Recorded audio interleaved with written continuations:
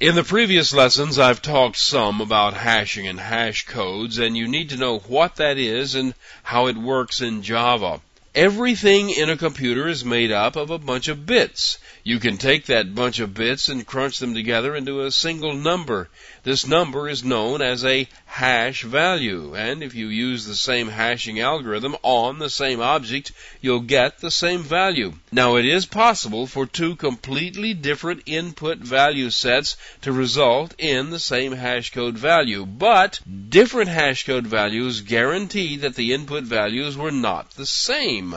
The Java object class has a method named Hashcode that returns a hash value for that object. Therefore, every object in Java has a hash value, even though the value is not guaranteed to be unique. It's common for a class to override the default hashcode method and use the data inside the extended object as the basis of the hashing algorithm. You could, for example, create a class that contains a character string.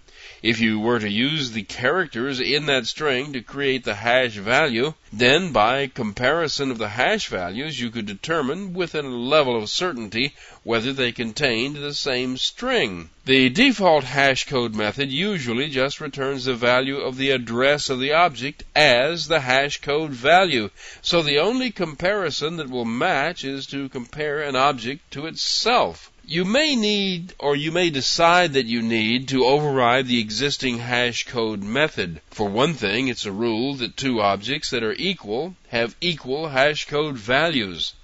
If your class overrides the equals method, it should also override the hashcode method. When you implement your hashcode, any field not used for comparison by the equals method should not be included in the calculation of the hashcode. Now, it's important to keep in mind that the hashcode value can be used to prove that two objects are not identical, but it cannot be used to prove that they are identical. Two entirely different objects could coincidentally turn up with the same hashcode value.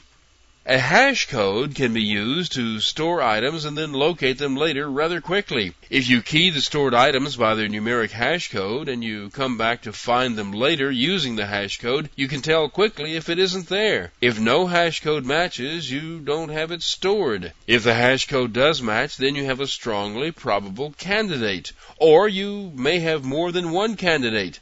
All you have to do is check those candidates for a further match. Writing a hashcode method is a bit of a creative act. You want to combine all the values that make this object unique into a single 32-bit int value, and then return that value. The same object will always return the same value, but the value can be anything calculated any way that you like.